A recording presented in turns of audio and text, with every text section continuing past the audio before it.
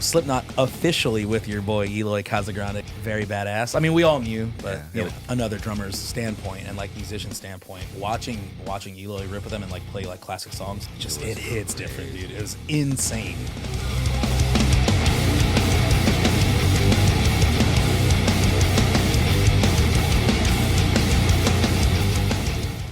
Yeah, well, someone's getting slapped and it's not me. So who is it? Certainly not me. So is there a third party in question that we don't know about? Because No, I mean, it's not me. So that I'm means not it's getting you. slapped. You're getting slapped. I don't think so, dude. Chris, Chris, are you getting slapped? No, I'm not getting slapped. No, that's weird, dude. I don't know. My lady asked me, "Are you guys really going to have a slap contest?" I'm like, if there's enough pull from the world, from the people, dude, from the people. if the people want it, I will give it to them. I will train. We have to give the people what they want, dude. Dude, I saw Slaughter at the Palladium, and some kid walked past me. Said, "I'm gonna bet my life savings on you, Garza." Is it for real? Yeah, For real? yeah. For me to win. The slap contest. Yes, PowerSlap contest. Fuck that kid, dude. I don't know what he said.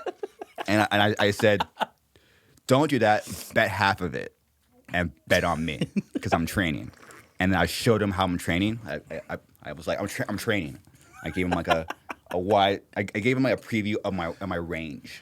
It's true. I walked into the garage yesterday to grab stuff, and I saw Garza using a thigh master with his arms, dude, just fucking trying to fucking squeeze him shut, dude. I was like, all right, he's taking this kind of serious, you know what I mean? How do these fighters, what you call them, fighters, slappers, train? How do you train for that? Power slapping. I'll find out. I'll do it. I mean, same. But also, if we're being completely fucking honest, dude, like, I know it's hard to look at this shit and not laugh, and it is being taken seriously, obviously, by people because these are events that are happening and shit. But like, a belt. Yeah. Give me a belt, dude. Oh, what? This dude's name's Robert Trujillo, dude. What's up, dude? Does he play bass in Metallica? They get knocked out. Like, no. I know. Look. I can't. Just the thought of either one of us going down is fucking hilarious, dude. At this point, fuck it. Even if you did knock me out, I'd probably still laugh about it, dude. Yeah, I'm not the one going down, so yeah, we'll see, dude. So We'll it's funny. see. So it's funny to me. We'll see. It's all funny to me, dude. He said it's all fun and games until it's not. The question is, who would go first? Is it? Yeah. Is it Oh like yeah. a How coin does that toss? work? Yeah. Do they flip a coin? Is it? Is it? Yeah. Is it like a? See, that does scare me because that dude Robert's little like you, and he fucked that other big dude up. He knocked him out. You know what I'm saying? Mm-hmm. It's not the size of the fucking dude. It is the technique for sure. And also, you're hitting someone in the fucking face. Mm-hmm. I mean, you've seen people even in like street fights or UFC fights, dude, where if you even hit somebody in the right spot and you hit their button, it's fucking lights out. It didn't matter how hard their jaw is or whatever. So I think there's a lot of factors in it. You know what I mean? Yeah. But I want to know something I will never do. I will never get into a street fight, especially now. It's not worth it. Well, one, it's not worth it. I do feel protected because everyone on the podcast team here has my back, and you're all scrappers. We just talked. I'm like, dude, how are you the only one that hasn't been in a scrap? And all of us have just fucking been wild boys, dude. Like, so I will share. So this is another opportunity for me to actually share something about myself. I never been in a one-on-one fist fight. Never. It's still so crazy to me. Like, never been. I've had people get in my face, and I never really been compelled to hit somebody. Like genuinely, I want to hit you. I mean, like, you know, it happened in high school. Like someone, this gonna be bleeped out. So Zach, about to bleep this out. You know, there's like this jock, and we're walking through high school, and I remember this guy had this balloon, and I'm walking in my class, he's walking to his class, and he walks by me. Hey, you like that? And he whips like the fucking balloon in my face, and I was like, the dude was way bigger than me. I'm a freshman. Oh, fuck. I'm a freshman, and even then I don't remember being embarrassed, but never like I want to hit him. I never like and I wonder what that is. I never been. I don't know. I just never wanted to actually hit somebody. Okay. I have what I think might be like a weird like hot take towards you, and it's not disrespect. Like, I don't take it disrespectfully, but also something I have found a lot of times. Big dudes like that they go looking for it because they just want to fucking like, you know, flex their fucking size and machismo or whatever. Yeah. And a lot of the fucking times, you know, they'll do it to someone they know, they, you know, in their brain they could probably fuck up because you're smaller than them or whatever. Like I've said it before, dude, like even when I was bouncing at the bar and shit like that, dude, any time I had to deal with somebody smaller than me, I was way more careful with a smaller guy than I was with dudes my size. Because I don't know, dude, there's just something like, I mean, dude, I hear it all the time when we're on the road from other people that are like, dude, what's up with Garza? He's kind of scary. And I'm like, what are you talking about? They're like, yeah, he's kind of fucking like, he's intimidating. And I'm like, how? They're like, I don't know. He just looks like he's pissed all the time. I'm like, he's probably thinking about the next move, about what he's going to do, whether it's, you know, he's busy. He's constantly thinking about the next moves for the band and the podcast and all that shit. And so he's deep in thought. He's not scary, but I get it from other people's perspective. And especially if you're quiet too. If you were being belligerent at the bar or like being a fucking weirdo and you were like the quiet type, dude, I wouldn't fuck with you at the bar. I'd be like, nah, fuck that, dude. Have someone else walk him out, dude. I'm not even gonna go and talk to him. You know what I mean? So I kind of get that. I kind of get that too. Quiet people are fucking scary. The guy that gets up and starts barking, oh, what are you gonna fucking do about it? I'll chop that guy in the throat 9 times out of fucking 10 all night long. Yeah. I got, you know what I mean? But the guy that doesn't say anything and gets up and just kind of stares at you across the fucking room, I'm not fucking with that guy, dude. I'm not. Yeah. And so maybe that's kind of also why it hasn't happened for you, because maybe subconsciously some people were like, okay, yes, he's a smaller dude, but he might know some shit, or he could be fucking packing heat or something. We're not going to fuck with him, you know? Maybe that's why. I don't know. No, I just never. Yeah. Well, it's also just not your thing. You're just not that guy. You're not a scrapper. Who? Yeah, it was. I was trying to think about how many times someone got in my face. It was that guy. Same crew. It was all the same crew. So it was 3 times someone got in my face. Oh, shit. Okay. And so this was a group of people. Like, yeah, it was like the bros. Okay. Yeah, and, yeah. Oh, yeah, dude. Remember, like, I sat by, the second time I sat by a bro in class, my age, and I have no idea what was said, but I think I said something. And then that was enough to, like, I was approached by him and some other guy. And I remember he farted on me. Wait, is this why you hate farts, dude? And he's like, remember, like, he looked at me and like, let's handle this. And I remember him thinking he was a pussy. But yeah, I was a pussy as well. I'm not fighting. But I was like, what? Over what? Yeah. And then it was like a span of like a few months. And I'll tell you why it stopped. And then another bro punched my friend in the face at PE because he was wearing like fishnets. Yeah. And I remember he made up some story justifying him hitting him.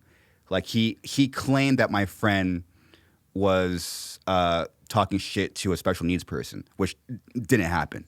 It didn't happen. So this guy he made up a story to justify him fucking. Yeah.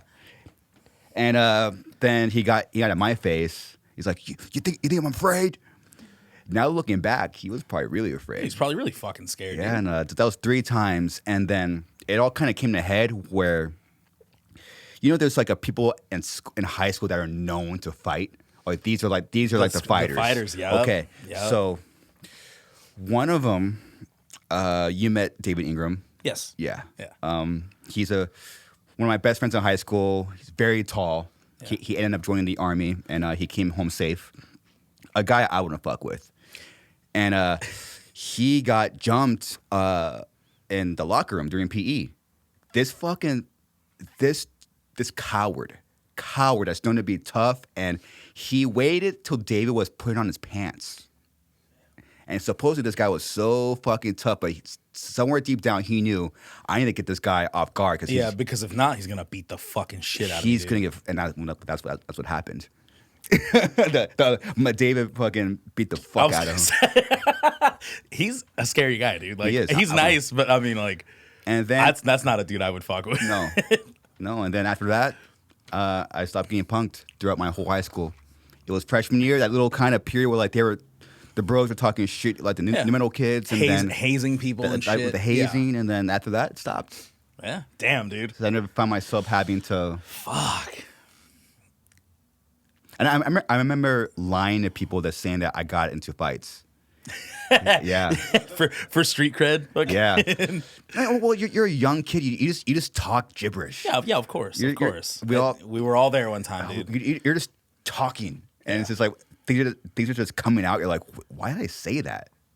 I mean, dude. I was a fucking band nerd, so like, You are a band nerd. Well, yeah.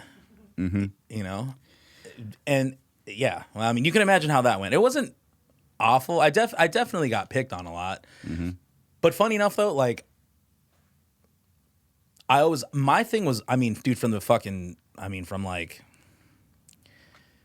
shit, really, from like 5th, 6th grade on up, I always got picked on about my size, about my fucking weight. That was the thing. That was one thing I always got fucking picked on about. It was never like anything, like, surprisingly, even being a fucking band nerd, like, I actually didn't get picked on much about that. It was always just being a fucking fat kid, you know what I mean? And now I was also insanely fucking short till my senior year of high school. Mm-hmm. I was like 5'5", 5'6" till my senior year of high school. Mm-hmm. And then I, had my growth spurt and went through like a late puberty and made it to 6 foot. And so that definitely helped in the grand scheme of things. There you go. Okay.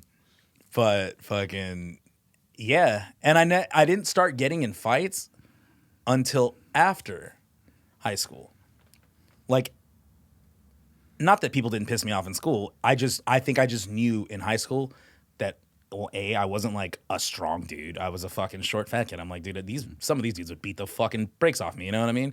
So I didn't go looking for it. If anyone, I was always like pretty passive aggressive about shit. I would just kind of be like, oh, fuck it, whatever. You know what I mean?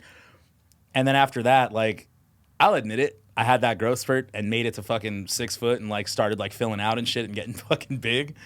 And at that point, you're like you're like fucking 19, 20, testosterone is just going fucking crazy. Mm-hmm. You kind of like, you start looking at shit differently and like, Now I never went and started fights, never did that shit. I'm not an aggressive person in that manner. Like, I definitely got in scraps if someone else started a scrap or somebody was fucking like jumping one of our friends or something like that. I would definitely hop in and fucking do damage control. Yeah. But yeah, no, I never went looking for it, and I still don't go looking for it. I mean, that's a lie. I went looking for it once or twice, and I found it, and that's how I ended up with the fucking... It's funny you tell stories. I'm like, but what about this one? Okay, so Ernie has... Okay, so there's 2 parts to the story, and I'll say the second part when you're done. So you're a loud eater, and it's fucking annoying. So you have a reason for that. So yeah. So let people learn from your lessons. Speaking of fighting. Yeah. This was in my very early 20s. I decided to venture out and go to a backyard party that was by myself, which was probably mistake number 1. So stupid. Very stupid. I went to a place of people I didn't know. There was supposed to be somebody there that I did know that didn't show up, which, whatever, fuck it. I was already there, was drinking, having a grand old fucking time. I happened upon a lovely lady, started, having a nice conversation with said lovely lady. Now, in my defense, where this story is going, it takes 2 to tango. Mm-hmm. But at any rate, yeah, I was hollering at this girl. We were having a nice conversation, and unbeknownst to me, her boyfriend that she mentioned 0 times walks up behind me and taps me on the back of the shoulder. And by the way, this story is also why I don't drink whiskey anymore. This guy taps me on the shoulder. I turn around. I'm just kind of looking at him like, what's up? And he goes, can I help you? And I looked at him and said, I don't know, can you?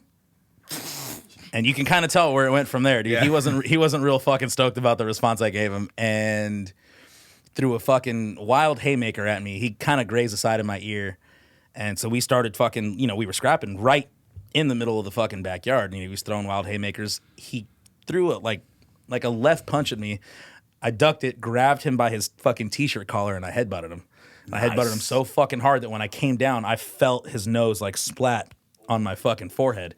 And I immediately felt like the wet of the blood come out, and I was like, oh shit. Like, I backed up, there was blood, and he was leaking. And the rest is history. His friends fucking jumped in and beat the fucking brakes off me, dude. I got knocked on the ground, when French jump in, it's game over, bro. I was outnumbered like fucking 7-1 with no one there that I knew. So I get knocked on the fucking ground, you know. And like I said, I'm a big dude, so it's like, you know, I was trying to like, you know, not do the fetal position thing, but it's like when you're getting fucking punched and kicked, you're putting your fucking hands up.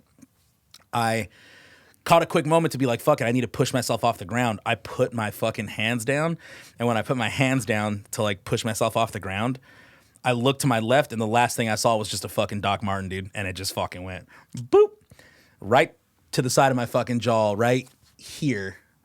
Knocked me out unconscious for, I mean, what felt like an eternity, but it was probably like, 20, 30 seconds or something like that. I came to and got up, and immediately, like, they gave me a second to stand up because I think they realized that when they knocked me out, they kind of got scared. They were like, oh, shit, like, stop hitting him. You know what I mean? Like, what if we fucking killed him or something type of deal. Because I've seen other backyard fights go down where they're kicking dudes after they're fucking passed out, still fucking hitting people in the face. It's fucked up, you know what I mean? Cowards. But so I got up and, super fucking dazed. I kind of just like, my first instinct was to like put myself in a brace position to start throwing fucking blows again. And I went to open my mouth, and when I went to open my mouth and talked, I couldn't talk, and I realized that my fucking jaw was not in the right place. Like I bit down and like my mouth went sideways, and I was like, oh shit. So instead of like being like, all right, I'm gonna just keep fucking swinging, I graciously bowed out of the fucking fight in the party.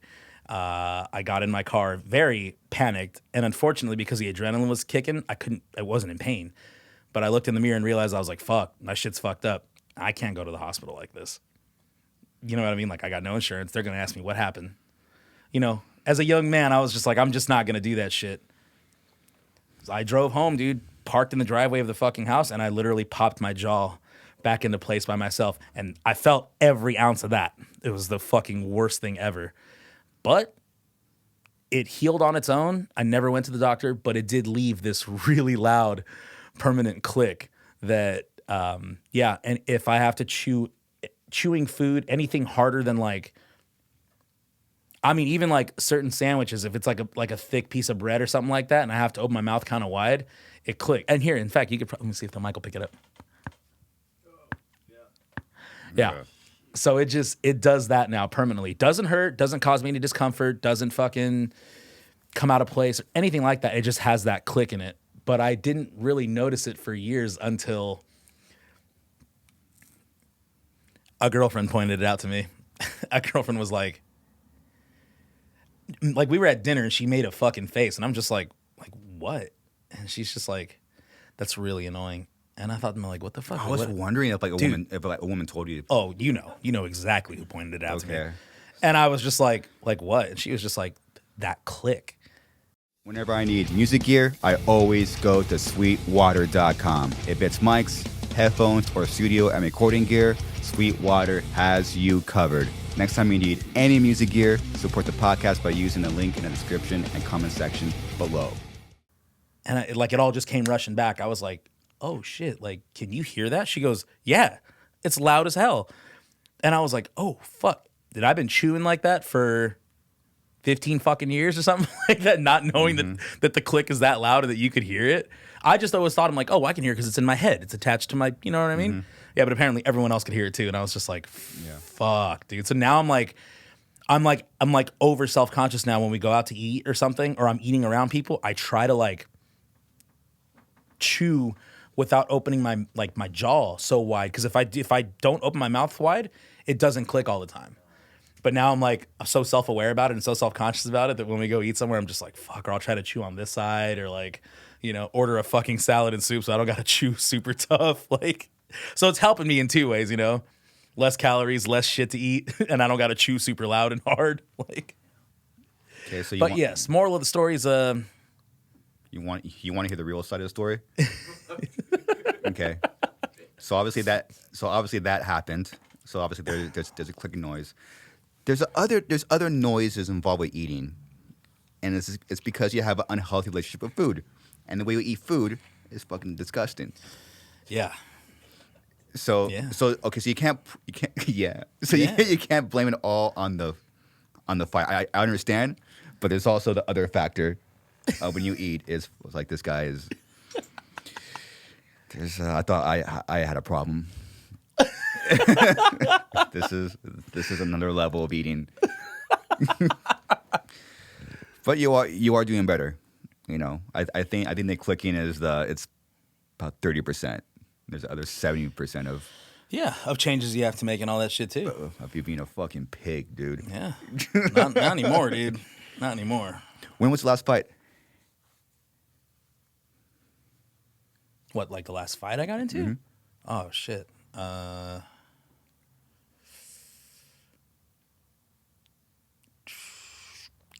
Coming out of COVID at the bar. Oh yeah. I forgot. I knew it was something recent that I was forgetting.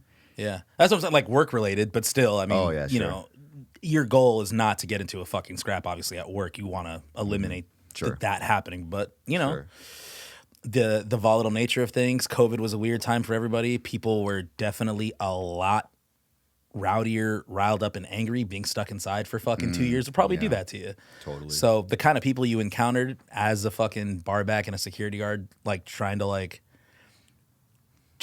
to fucking navigate how someone's going to respond to getting kicked out of a bar, especially when it's like, I mean, you really like saw the effects mentally that being stuck inside and having your regular life taken away from you during COVID, how it affected people, especially ones that were drinking. Like they were like extra volatile, extra fucking cranky, like people that like were bar regulars that were like suddenly fucking assholes. And you're just like, damn, bro, like I kind of like you and I don't want to do this, but if you keep it up, I'm going to fucking beat the shit out of you. You know what I mean? Like, yeah, you know what I mean? People that normally would never test you are like, what are you going to do about it, fucking big man? And I'm like, I mean, I'm being pretty nice about it still. Like, I'm asking you nicely to please get up and fucking leave. A lot of people were antsy. Still very. Antsy. There's still remnants of it. Yeah, totally. But yeah, that's the last time anything like that happened.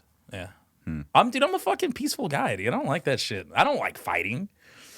You know what I mean? And I don't think I'm particularly good at it either. But if I have to, I will. You know what I mean?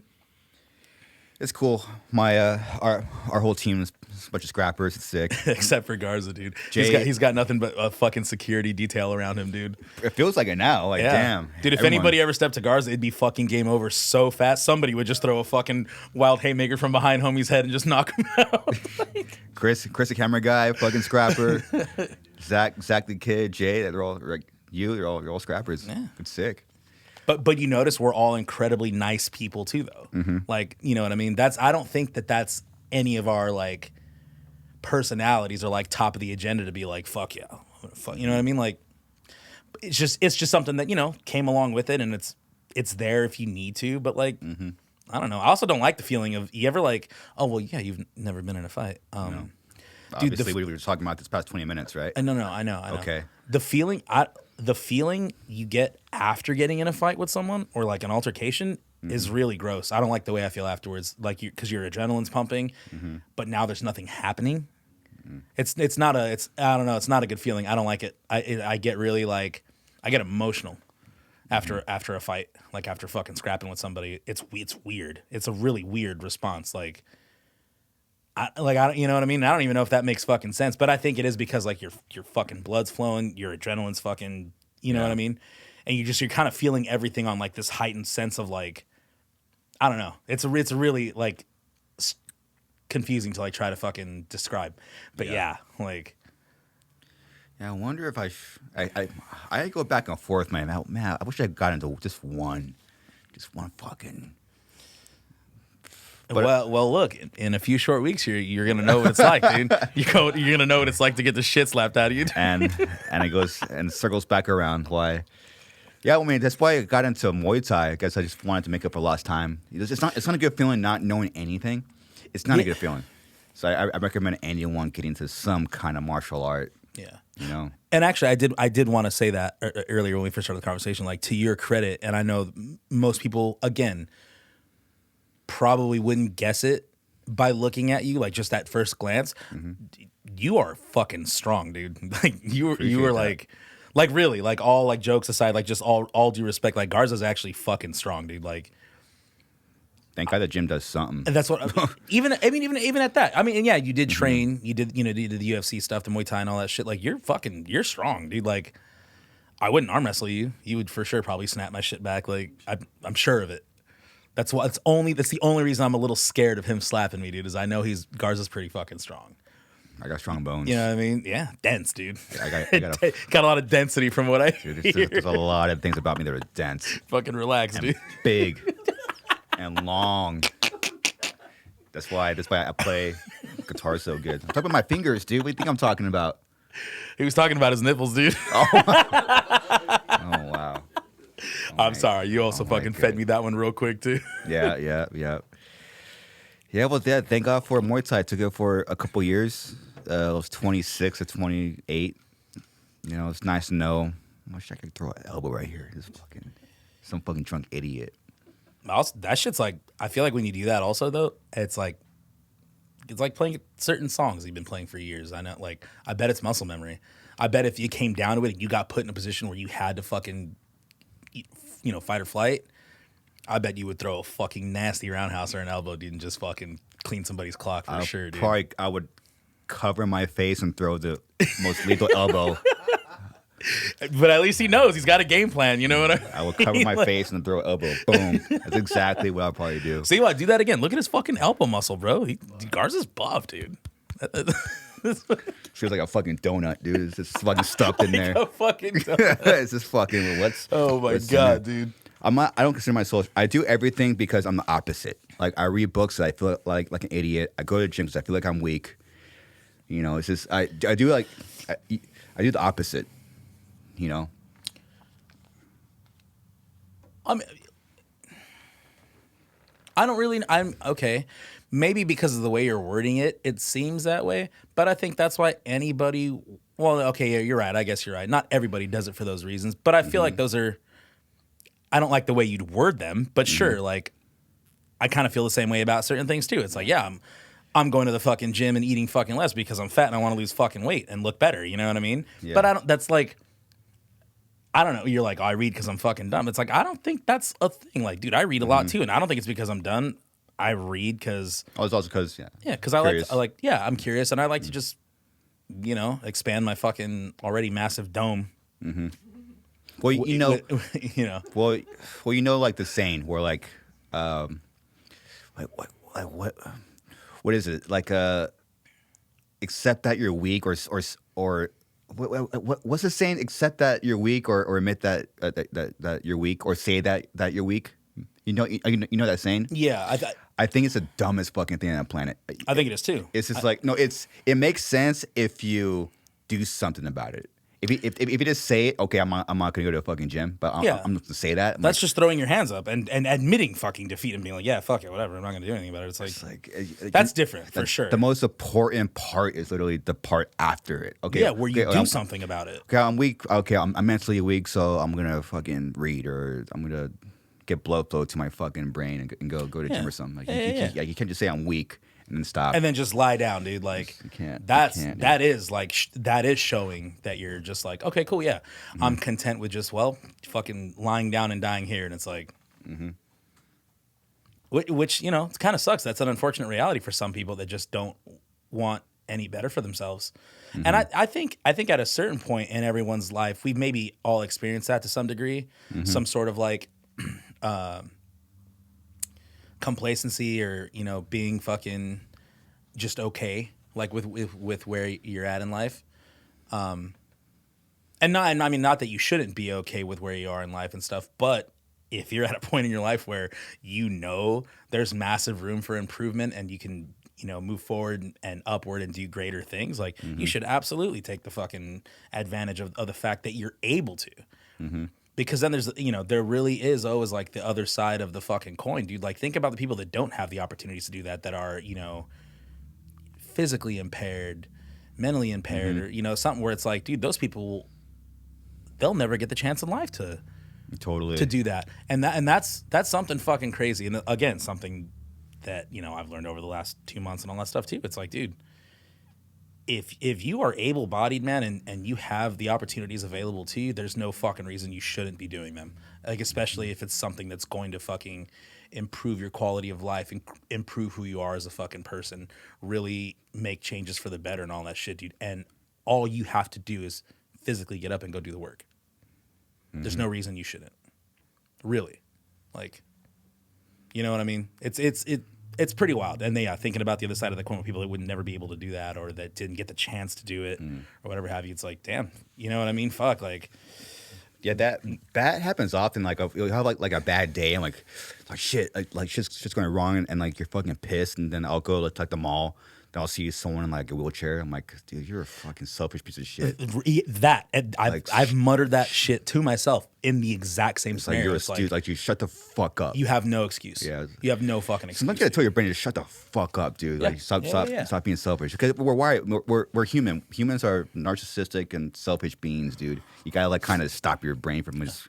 That's what I'm saying. Everyone has the ability to do that and have those tendencies, and it's times like that, dude, where you're just like, fuck, man. Like I'm sitting down on my able-bodied 2 legs and hands and working fucking brain and everything, complaining about shit, and there's people in fucking wheelchairs missing limbs or born with stuff that prevents them from ever living a full fucking life the way we do, and it's like, damn, and we're complaining. Yeah. Like. That sometimes that happens and that does it for you. And I've had that conversation with other people around me too, where I'm just like, dude, what are you fucking complaining about? You have every opportunity available to you to do so much fucking better, and yet you're choosing to do the fucking not even the bare minimum. You're giving up before you've even achieved bare minimum. And it's hard to handle pressure, dude. Pressure. For sure. You got to be a certain kind of person. I mean, to handle pressure. I mean, the pressure is immense. I remember like right before like the Lionheart tour in February, I did actually mentally quit. You know what, dude? Dude, you do more podcast and I'm done. I remember. Yeah. We were in Oberhausen when we talked about it. Yeah. I remember the fucking conversation. I was like, oh shit. Like, I got worried for a second. I was like all right. But you know what? I told myself after we had that conversation, I was like sitting at catering and Ed walked by and like saw us having the conversation. I guess he knew we were having like a serious talk because after you walked away, he was like, "What's going on with Garza? Everything all right?" And I was like, "It's all good. He's chilling. He's having a day, but he's fine." And he was like, "Everything okay?" I'm like, "Yeah, everything's fine." And I was just like, I mentally told myself, I was like, he's going through it today, and he was probably going through it yesterday, and it's like it's compounding. I can see it, but I know as soon as we get back home, it's back to fucking business, and we'll be fucking fine. And here we are. Yeah. And I mean, dude, yeah, there's a lot of pressure. There's a lot of pressure in everyone's fucking lives. Totally. Especially, it's like, if you're doing a lot of things, you're wearing many hats. I mean, hell, dude, yeah, like it is again an unfortunate byproduct of my last couple months and things that have happened. But I realized, yeah, it's like, dude, there's a lot of pressure. There's a lot going on. There's so much that needs taking care of and needing attention and detail to and all that stuff. It's like, dude, I'm over here. I'm doing pods with you now with the band, doing fucking shows, working on a fucking record, working a full-time fucking job, trying to maintain relationships and friendships and not let them fall to the fucking wayside or let them fucking go bad, and unfortunately, yeah, sometimes it's like, dude, you're not a fucking superhero, man. Sometimes you have to fucking accept defeat and be like, fuck it. And as much as it sucks, it's going to happen sometimes, and you have to fucking realize that you really have to stop and like prioritize what's important to you, and like slow down and take a fucking breath for a second, because sometimes you can miss shit and it can fucking it can fuck your whole day up, dude. But yeah, like that being said, I'm still very grateful that I have these opportunities in front of me, even if it fucking is a massive workload. You know what I mean? I could have zero opportunity and be doing nothing and be fucking homeless and broke and fucking not have any kind of thing to look forward to or to do. You know what I mean? So, and I've said it before, dude. I gladly welcome the chaos and the workload that comes with it and everything else that comes along fucking with it, dude. If I didn't think any of this shit was worth it, I wouldn't fucking do it. Totally. You know what I mean? I would have threw the fucking towel in. I know, yeah. Years ago, bro. And you guys have been doing it so much longer than me at a higher level, but I had also been grinding for the same amount of time and all that shit and not getting any of the results I wanted as fast as I wanted them. And I still made it. I'm still here. You know what I mean? And I know that I could have just been like, all right, fuck this. I'm going to go get a fucking big boy job in a suit and fucking tie and call it a day. You know what I mean? But I'm fucking glad I didn't. I'm glad I didn't. I'm glad I fucking stuck it through. And it's cool because now that we're a little older, you also kind of realize you can reprioritize things and figure out how to make both of those things work for you. You know what I mean? And have multiple fucking things to do just besides the band. You know what I mean? And if you're good with your time management and organizational skills, you realize that it's like, okay, you kind of don't have to like, I don't want to say choose one or the other, but if you spread your time out right and you know what you're doing, you can make it fucking work. Totally. And that's what I'm doing right now, dude. And I'm like, I'm sure people on the outside are probably like, fuck, dude, this guy just doesn't ever fucking sleep. I work a full-time fucking job, then come do the podcast, then write music, then, go to the gym and do all this shit. But it's like, dude, I used to think that was like out of the realm of possibility. The thought of even before doing the band, when I was just working a regular job and like thinking about fucking going to the gym twice a week to try and lose fucking weight was like daunting. That's what it was, just me being fucking lazy. You know what I mean? And once I realized, I'm like, nope, it's just a matter of getting up and going and doing it. And once you're actually there and physically in the act of doing it, you're like, oh, okay, we're good. We're fine. You know what I mean? So, yeah. I'm very blessed to have all the opportunities and to still have an able body to physically get up and go do shit. To come over here and sit down and talk shit to you from across the fucking table so that it goes up on the internet and people can fucking laugh at it or whatever. You know what I mean? This is going on internet. Yeah, exactly. For everyone to see. You know what I mean? It almost didn't. It almost didn't go on the internet. It's crazy. But it is. It is, man. But it is. It's cool. And like I said,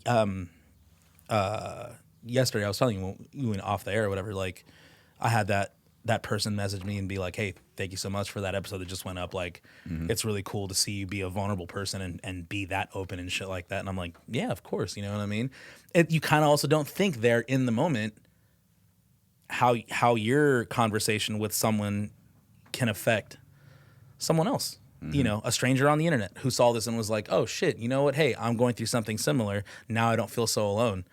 You know, or they look at people like us in a certain light because like, oh, these guys are fucking larger than life or, on top of the fucking world. And it's like, no, dude, we have the same problems as we have the same set of problems as anyone else going through it in life. We're just regular fucking people dealing with life, throwing curveballs at you. And a lot of us deal with it the same way, suffer in silence, try to stuff it down and go about your fucking day. So like hearing someone that I've never met in my life reach out and be like, hey, thank you for that is like, it's kind of an honor.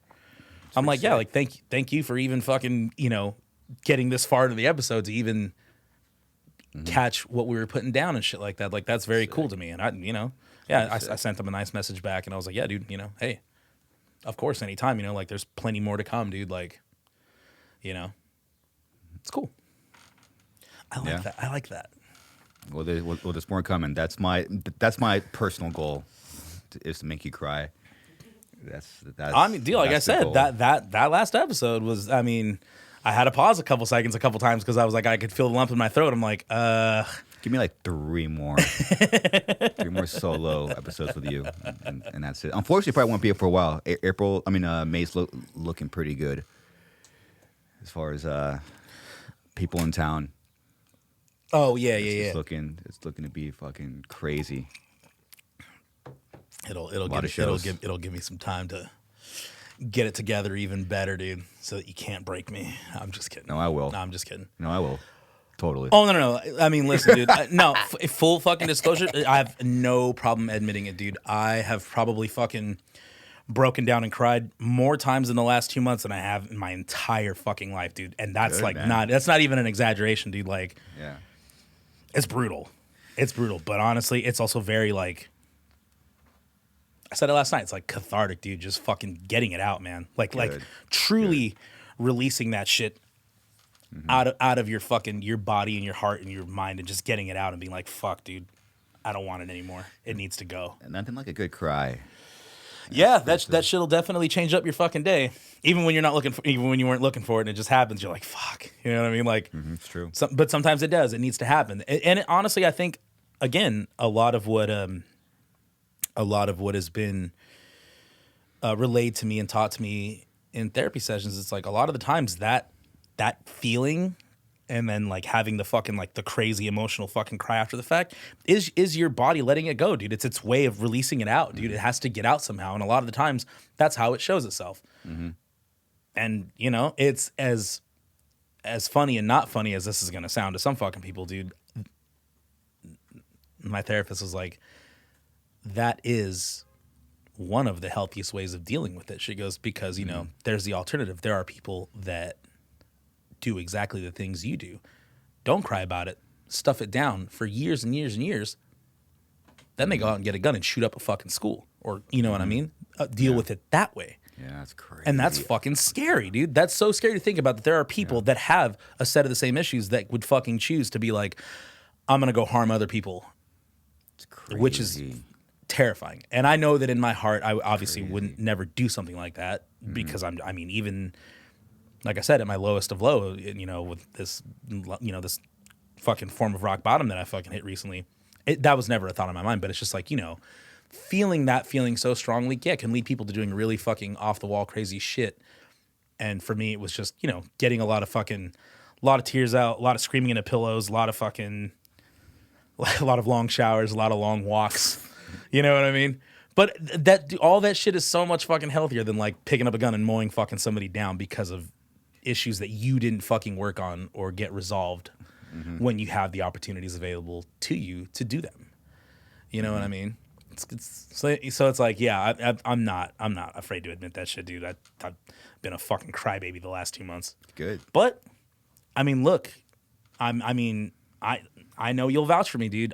This is probably the fucking, like, the most mentally clear and, like, actually, as a human being, happy that I've been in a fucking while, like, with myself. You know what I mean? Because it's like, and you can't truly be happy with other people in your fucking life if you're not happy with yourself. You know what I mean? You're faking it, or you're not being 100% true the way you should be. You know what I mean? And so, yeah. I think for the first time yesterday, I saw you listening. Hard. I was like, oh, yeah, he's not fucking blabbermouthing. He's fucking actually listening to someone else talk. Oh, wow. Thank God, Ernie. I think I maybe spoke like 3-4 times the entire 3 hours. I was like, yeah, that's cool. You know, and it was cool. It was cool to just fucking sit there and like listen to him fucking talk. And, you know, and I mean, also, it was also very incredibly cool for me too. And like I said, I know he's not much older than us by a lot, but it's kind of cool, like hanging with somebody like that and like listening to them talk about stuff, and also kind of hearing him open up about like how he's an emotional person and shit like that too. It also kind of gives you that like that reassurance that it's like, oh, you're not alone. You're not the only person that's like this. You know what I mean? And it is very normal to be vulnerable and be open and all that stuff too. So it's like, yeah, I really was stoked to just be like, damn, and just sit and listen. You know what I mean? And just chime in fucking here or there. It's good. It was tight. It's good, God, man. Dan Kenny talked more than I did, dude. Pretty sick, dude. It's good. Yeah. That's when you learn, man. We just fucking listen and then maybe throw out a question here and there, you know? Yeah. I was very happy to just be a fucking facilitator, man, and just sit back and like listen to what's going on and listen to everyone else in the room and shit like that. You know? I was proud of all you guys. Yesterday was cool, dude. It's like, man, they're out asking questions, they're all engaged. You know, it's fucking damn. Yeah, it was very dope. It's badass. Yeah, I had a good time. So yeah, I guess so. This comes out Monday. So the suicide pod is already out. So we're talking about Brandon Chapetti. Yeah, I just wasn't sure if I could say anything. Yeah, it's fine. So that's already out. So fucking check that shit out, dude. Oh, that's right. That'll be out before this. Okay, that's why I was like, wait a minute, hold on a second. It's literally coming out in 2 days from now. Yeah. So what'd you do this past weekend? I went to fucking Sick New World, dude. Sick. Went to Sick New World and I worked. I worked the first part of the festival. I worked Saturday morning from 8 a.m. to like just before 5. I got off at like 4:45. Started to slow down a little bit. Nice. Popped off my work hat and shirt and put on my fucking regular street clothes and then slipped into the function, dude, and just walked around, saw a bunch of fucking awesome bands, and got to see Slipknot. Hell yeah. With Slipknot officially with your boy Eloy Casagrande, because they just tagged him in the fucking first official post. Very badass. I mean, we all knew, but you know. We talked about it last week. Yeah, we all. It's like we all fucking knew. But super sick. Super fucking sick. Like, sick, dude. You know, I don't give a shit what anybody fucking says, dude. As a guy that fucking definitely formative years were listening to Joey and Slipknot and definitely influenced the hell out of my drumming. Like, obviously, you know, we'll never have Joey back or another Joey. But as far as like a drummer really, I guess doing him justice while still keeping it their own style and being like really like just consistent and shit like that. And again, it does bum me out that a lot of people are bad mouthing Jay, because I'm like, dude, Jay's an incredible drummer too. And I mean, fuck, if he sucked, I don't think he'd have been in the band 10 fucking years. You know what I mean? That doesn't happen. But also completely different drummers. Completely different drummers. And from, I guess from like another drummer's standpoint and like musician standpoint, watching Eloy rip with them and like play like classic songs, it hits different, dude. It was insane. And you can tell as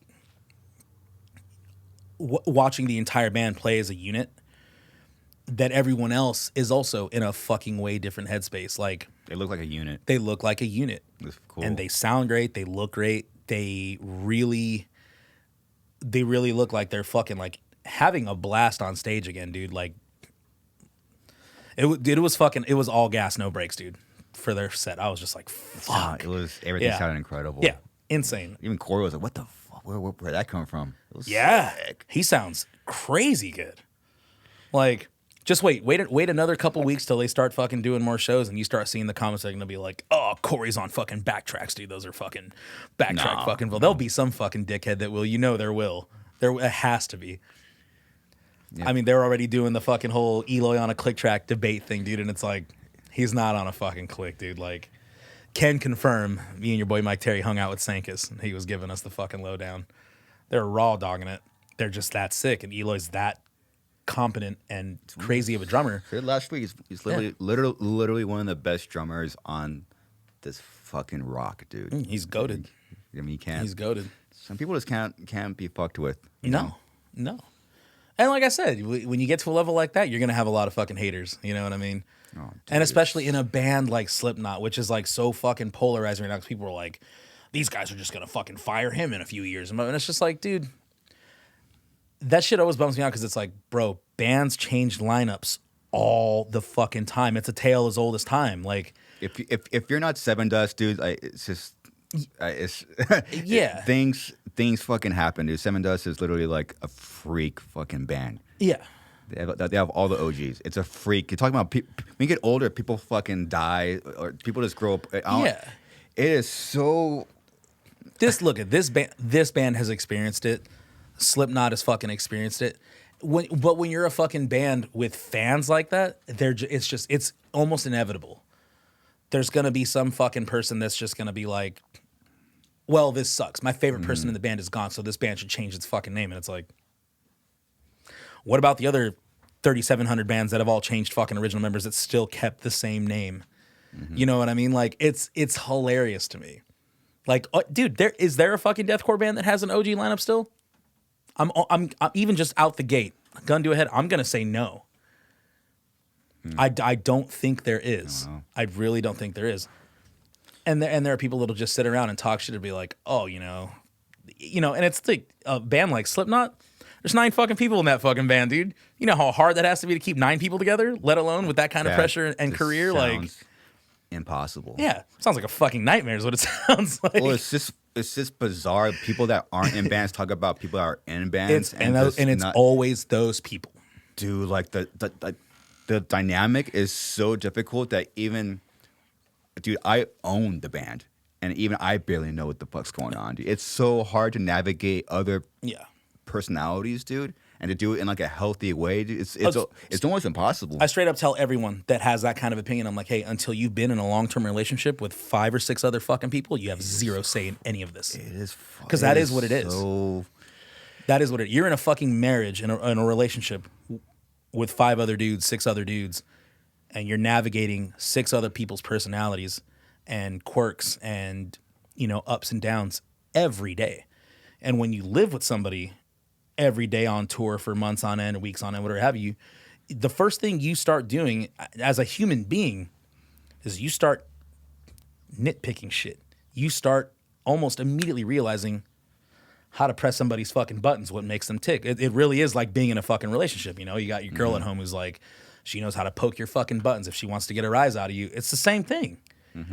And now imagine that shit with 9 fucking people, dude, in a band this massive. It's impossible. The fact that they even fucking are still a band and have made it this fucking long and are still doing what they're doing at the level they're fucking doing is pretty impressive. Very impressive. Because I'm certain that band has probably gotten close to the brink of breaking up hundreds of fucking times. Every band has. So it's just like, yeah, when I hear people that have just zero fucking idea about what it takes and what it entails, I laugh. I'm like, all right, dude, you've never done this, so you wouldn't fucking know. But of course they're going to have the loudest opinion on the internet or in person.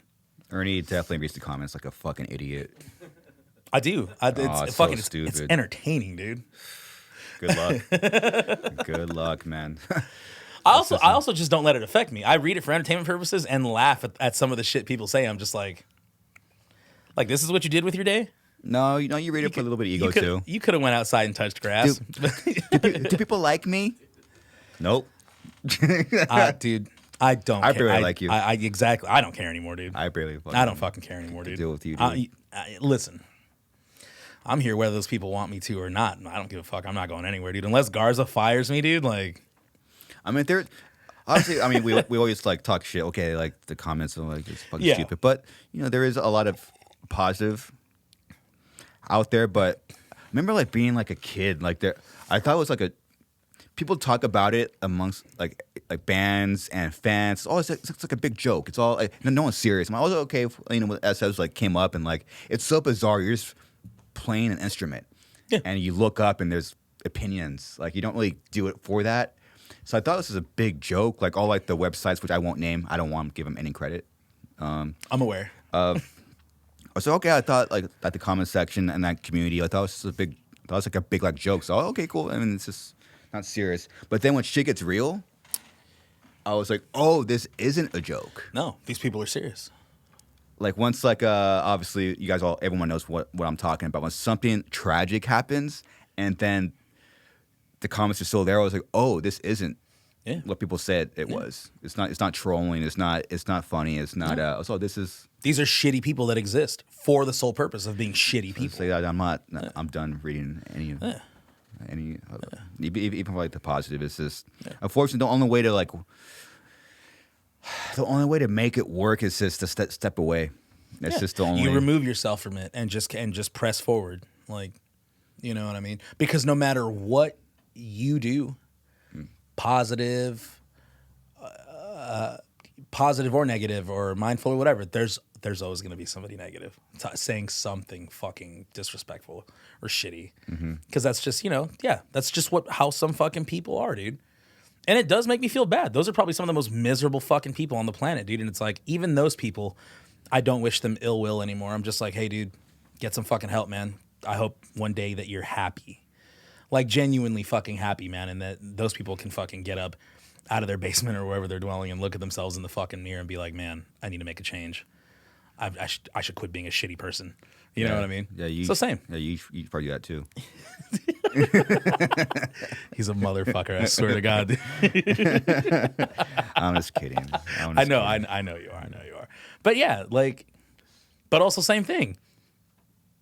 I probably wouldn't have said what I just said 6-7 months ago. Like, I'm like, fuck those people, dude. You know what I mean?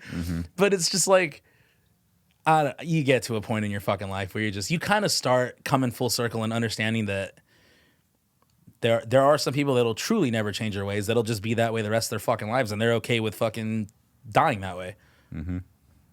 That's sad as fuck, dude. But an unfortunate reality. And I knew I didn't want to be one of those fucking people. You know what I mean? Is this Rogan talking about comments? Yeah. What is Rogan? It's a good weapon, and if you choose targets, you can take targets out. You can go after them, and so it becomes a hobby. People have this ability to complain about things now, and then people pile on. It's a new thing, and they realize it's very useful. It's a good weapon, and if you choose targets, you can take targets out. You can go after them, and so it becomes a hobby. It becomes a hobby like if you see a window and you got a rock, you feel like throwing that rock. And so a lot of times these targets aren't justified, but you can find I'm gonna throw a rock at you. justification. Say, oh, they put these words together in this order. And Good, it's a good idea. I'm gonna start a burner account. Just talk shit on every like drum video you do. Have you seen? Oh my god, please, dude. And I'll pin the comment at the top of all the posts, dude. So it's all fucking shit talking posts. Yeah, it's tough, dude. The GOAT, dude. It's Chappelle. Chappelle he's the GOAT. It's so it's also time, dude. I mean, shit. I'm married to 4 guys, and I have my lady and family. My mom and dad are getting older, and it's just even like a time factor. I can't even allow it. Even if I had a side of me and I wanted to dive into it, I'll pop in every once in a while for fuel, just to remind myself. Every fucking day, especially when you own, I guess it's just weird to say, but I own a business. I own 2 businesses. It's really strange to say I own the band. And I could tell you from experience, everybody is trying to take away what you built every fucking day. Yeah. People are trying to take this band away. People are trying to take this band away from me. You name it, managers, bands, anyone in the industry, maybe people in some fan base doesn't like the band anymore. Of course. Every fucking day, someone has tried to take this thing away from me, and they're gonna have to kill me to stop suicide silence. Yeah. It's not gonna happen. I've already went through like the process. We were talking earlier. I almost stopped the podcast. That part of my brain is literally gone. The acquitting part. I got close quite a few times, but people are trying to take this away from me every single day. They'll have to pry it from your dead hands, dude. Even if you kill me, the band won't get bigger. But that's not gonna happen, though. Even that won't work. Yeah, exactly. I'm kidding. I'm kidding. Please don't kill me. But but it's true though. Yeah. I mean, people just want to take away what you built every day. It's like you kind of forced. It's like this weird thing, which I've noticed with people that I'll meet people in a person. Yeah. Genuine fans of Suicide Silence and the podcast, and that's cool. But sometimes like people expect you to be humble. They expect you to be relatable, but also not be. It's like it's impossible because so let's say okay, so you want to be relatable. Okay, so can I put a comment back and say you're a bitch? Yeah, you can't. But then now you're punching down, dude. Suicide Silence has experience where we put out a record and a member in a band commented back, and the fucking wow, yeah, a couple comments, yeah, and I'm not over exaggerating. Thousands of comments will tell you you're fucking done, you're a piece of shit, quit the band. You send a comment out in defense and the back, so you're supposed to take hits, but you can't take hits back. But wait, I thought you wanted me to be relatable. Yeah. So keeping the same energy. Yes, you know what I mean. It's just tough, dude. It's tough. So all you can do is just be yourself. That's it. Man, I didn't expect to talk about this today. Jesus. Oh my God. Sometimes it happens, dude. Oh my God. But you're also right. That's another one of those. Fuck.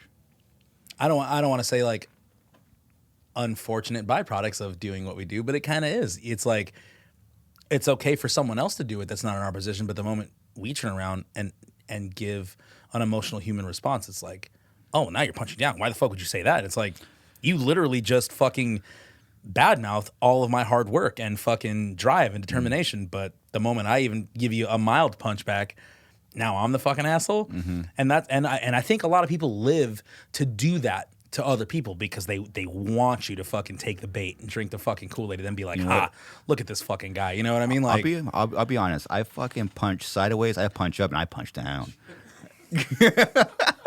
I punch everywhere, dude. I will punch a baby. If a baby punched me, I'm gonna go on a baby punching spree. And that's the clip on YouTube. God damn it. All right, Chris. Clip that.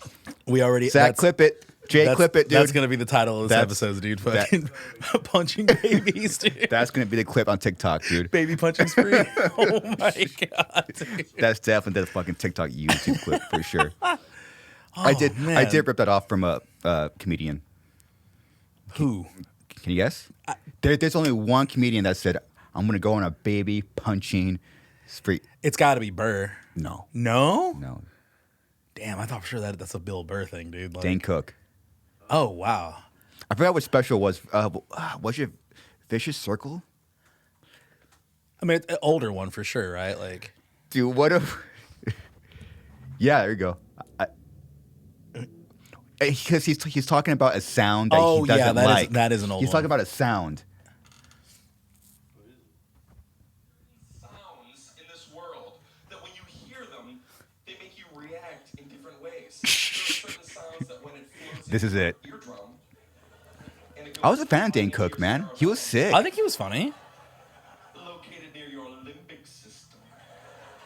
You hear the sound. So that's honest, and Dane Cook have a parallel life. I'll talk about it after. It's here. It's here. The sound of the dryer with the towels.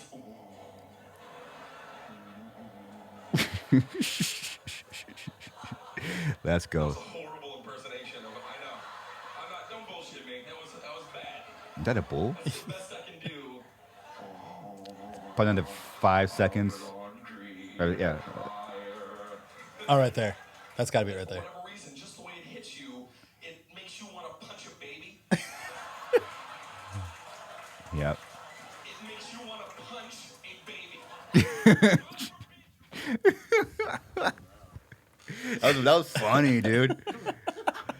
Yeah, that is from an older special for sure. But yeah, what happened to him? He just kind of fucking. Is he still doing stand up? He could do whatever. No, the for fuck sure. he wants. I just kind of stopped following him like a while ago. Like, He can do whatever he wants. yeah, well, yeah, Dane Cook. Stan Cook.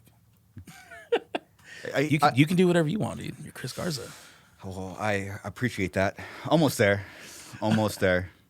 Or maybe I'll never get there. Maybe it's gonna be a life of pressure and just keep things alive. I don't know. Nah, No, I'm pretty. Yeah, we're good. I feel close. We are very close to a lot of milestones. A lot of cool shit. Dude, I coming up. was telling Chris this. My phone has my algorithm on Instagram has changed.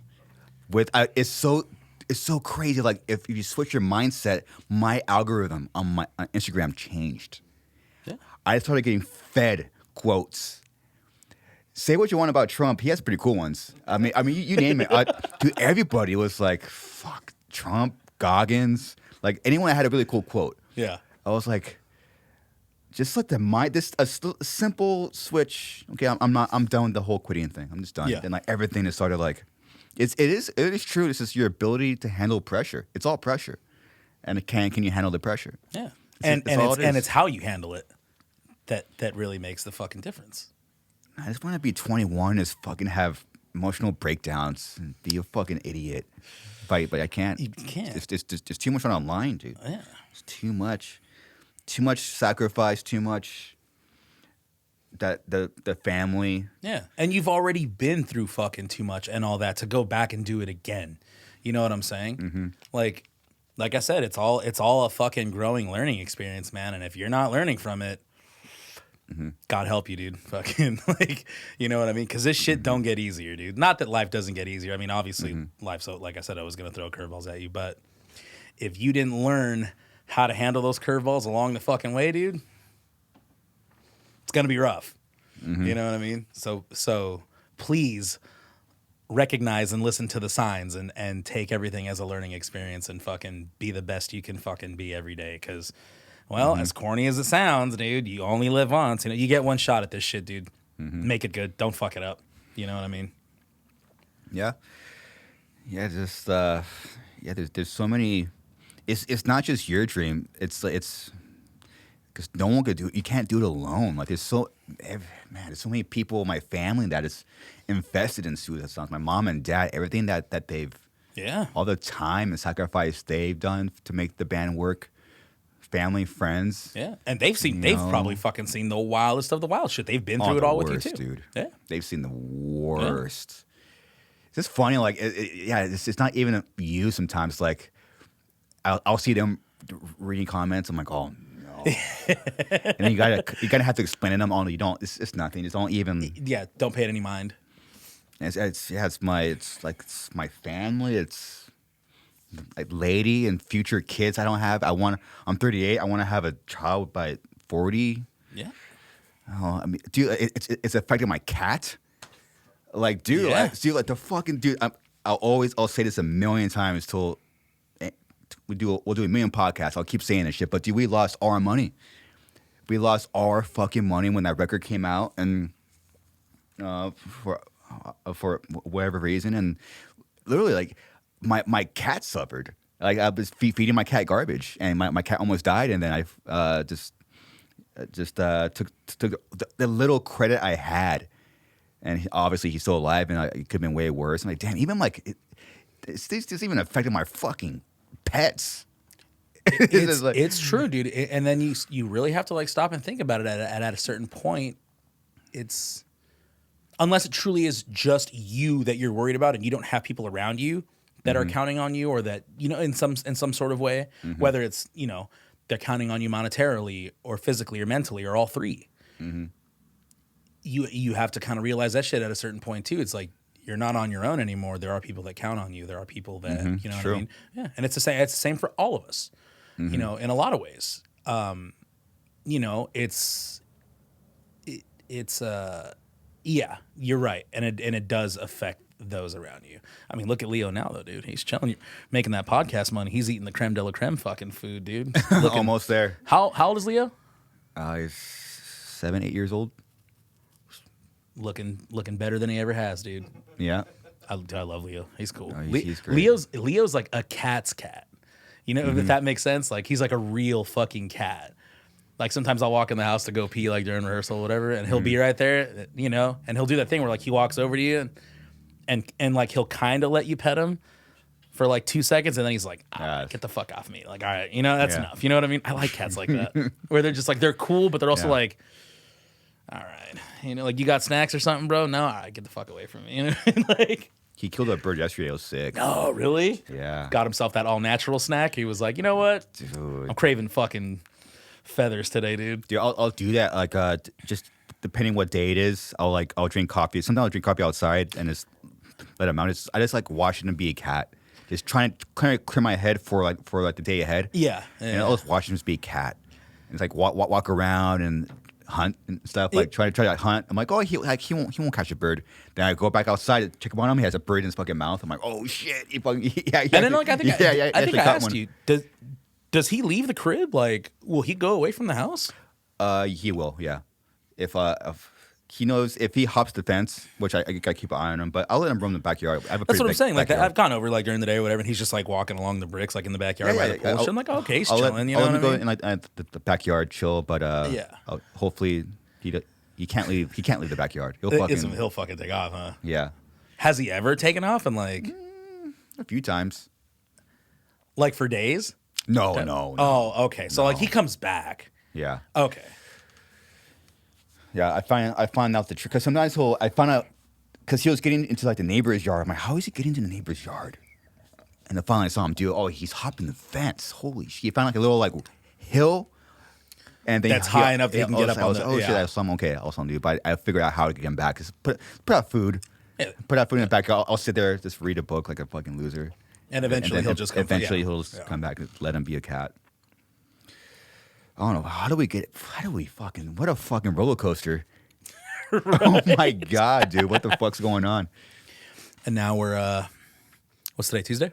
Mm-hmm. We got a long flight. God damn it, dude. Yeah, I know, dude. I'm just like. It's going to suck. I was so stoked about this fucking flight to and from Vegas because it's only fucking, 37 minutes or whatever. I'm like, hell yeah, dude. This is sick. That wasn't even a warm up for what we're about to fucking do. Mm-hmm. 16 and a half first flight and 4.5 hours the second flight. Well, that's what we asked for. We did. Yeah. That's a very cool fucking lineup though, dude. Hammersonic is about to be huge. Yeah, it's great. I'm real stoked. Real stoked. I'll pop into the boring analytics of Suicide Silence, and number 2 is Jakarta. As far as people that like listen to us and watch YouTube videos, I'm like, it's Jakarta. Which is really crazy. Remember, I was talking about it. You know how like management made the post for New England Hardcore, you know, in September or whatever, the day after, and then I posted the Jakarta fucking flyer on the band page at like fucking like 1 a.m. Dude, this shit got like 30,000 I was just like, Jesus fucking, like, is this many people really coming to like Jakarta? And then yeah, I kind of did the nerd thing and went down the rabbit hole and kind of looked like, dude, there's people still commenting now that are like, can't wait to see you in Jakarta, you know, like in whatever in Indonesian like writing, and you have to like translate it. It's gonna be a lot of fucking people. Like, better not fuck up. It's happened. In what way? How are we talking? Am I gonna play something a little too fast? Am I gonna drop a stick? What do you think it's gonna be, dude? Let's put it on drummer roulette right now, dude. Chris, type in popcorn. Get the fuck out of here. Let's just look at it. This is what the fuck's all this? Oh, Chris does get the analogy. So when Ernie's playing drums and his kicks aren't solid, so it sounds like popcorn. Because he's not playing on beat. Which hasn't happened in years, but he loves to fucking grill me about it. It happened on last shows. I don't know. What are you talking about? Like, is that popcorn? Is that an actual drummer back there? I got the receipts, dude. Wait, which one is this? Is No Pity? Yeah, see, this is a good one right here, dude. You can fucking hear how sick the fucking kicks are here, dude.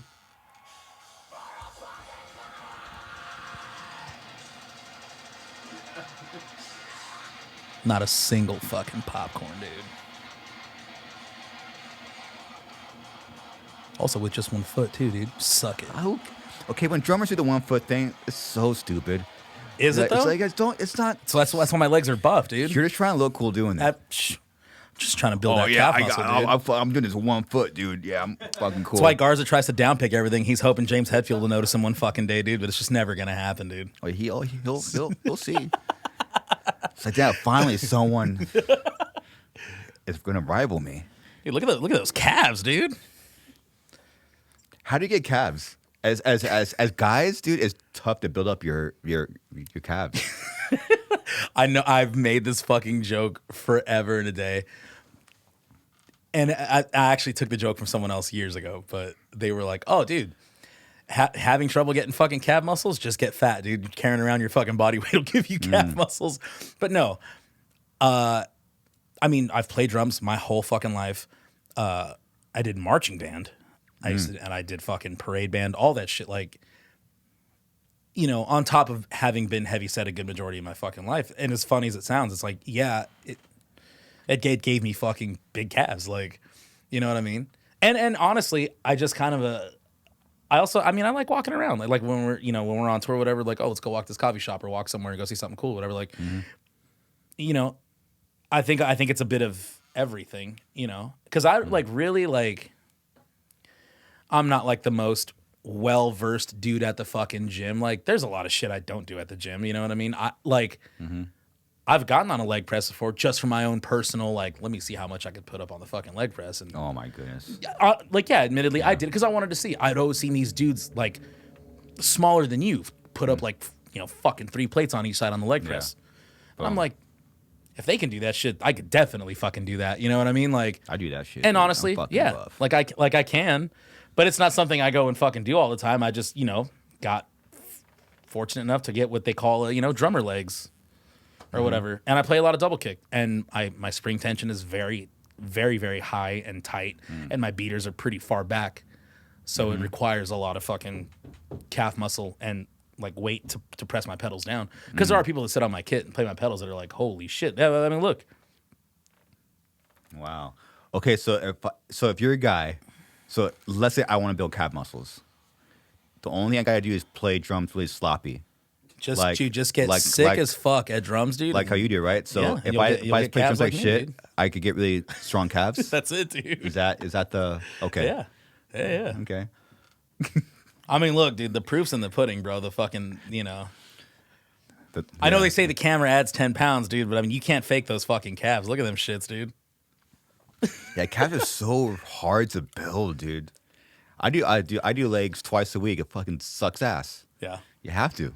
It's like, fuck, and they just stay the same, too. I have 2 fucking toothpicks for legs. That sucks, dude.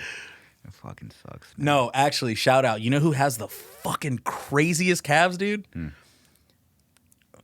Frankie Palmieri from Amir. And a boy. Has the most insane calves I've ever seen. And then right behind him, Pablo. Also a badass drummer. Pablo's a goat, dude. But Pablo also played soccer. So he's got like soccer player like body type of thing. Boy. His calves are fucking huge, dude. Like, Had a boy. Yeah, so good. Well, you could probably go to like Frankie's like Instagram and like he's got like full body pictures of him like on stage and shit. His legs are fucking huge, dude. Well, shit, Ernie. Any closing thoughts, man? I mean, dude, just looking forward to Indonesia this weekend. Hopefully it's like fucking, 800,000 people are there or something like that. I hope it's just a fucking sea of people when we show it up. Are you going to warm up? Oh, yeah, of course. You need to. Of course, dude. Okay. Yeah. I mean, I'll warm up for like 4 or 5 minutes. Because if you look bad, I look bad. And I don't like that. I mean, usually, guys, what winds up happening is that I have to carry the weight of Garza's fucking right hand not being up to par, so I have to cover it up with my sick-ass fucking kick drums, dude, so... No, see, the problem is my right hand is so on point. Your feet have trouble keeping up with my right hand. Is that it? It's true. Is that it? That's it. That's it. I knew it. No, yeah. Indonesia's gonna be sick, and then looking forward to like getting back home, and going back to work, and then getting to work on this fucking record, dude. Mm-hmm. It's time, dude. I feel bad. I know the band's waiting for me. I feel bad, but I'm almost there. Yeah. Dude, I just now feel like I'm grasping the workload of this thing. Yeah. I feel like I have a good emotional, mental, physical grasp of what's actually happening, and all of us know it too, and we back you and support everything that's happening and going on, dude. You know what I mean? Like, I think there might have been some shakiness a few months ago where we just kind of weren't sure, like, okay, like, and now that like everything is falling into fucking place and our team is fucking crushing it, I think everyone is fully confident, myself included. You know what I mean? Like, again, despite the things that have gone down in the last fucking few months for me, I'm like I'm mentally in a fucking way stronger fucking place than I was 2-3 months ago. Like, I'm hungry. Good. I'm hungry and I'm fucking stoked. I'm just like, yeah, I'm backfiring on all of my fucking cylinders, which is sick. You know what you can't buy? You can't buy hunger. Nope. Can't. Nope. Name one deathcore band that will throw away all their money and still be here. Still be here. Like they're barely doing it with money. Exactly. We are fucking hungry, and it's cool. That's kind of one thing I really miss. I'll do a quick close off. This is actually what I wanted to bring up earlier, but I fucked up because you're shot. Anyway, yeah, that's true. The thing that does piss me off, like with their workload, because I want to sit down and just play guitar. I just want to just play guitar, man. That's all I want to do, but I haven't been able to do that yet because there's the business side of Suicide I've been trying to get solved, and there's this, and so I think by this time next month I'll be in a different spot, and I think we'll be fucking flying, dude. Yeah, I mean, and just fucking riffing between us, like as far as like business shit goes or whatever. We only have that one final puzzle piece to get locked in terms of You're welcome. And we're fucking good to go. Just tell him I'm the fucking sickest boss ever, dude. Come on, just tell him. I mean, yeah. I'm kidding. Oh, look, right. Let's see. Look. Let's go. Dude, look at Frankie's fucking legs, dude. Let's go. Well, that's a good closer. Buff, dude. Yacked. Right, Ernie. Well, I'm not looking forward to being in an airplane with you all weekend. That's such a crazy turn and burn for us, dude. 20 hours there to play a 50-minute set, and then 20 hours back. It's going to be fucking crazy. Let's go. All right, everyone. This should be the last episode of me Ernie for a bit. Next month it's looking pretty busy with bands coming in town. And yeah, that's it. Thank you for listening and watching. And thank you, Ernie, for your time and helping me during my low times. Appreciate it, man. Happy to be here, dude. Oh, yeah. All right, everyone. Let's do it. Later. That's it. Later.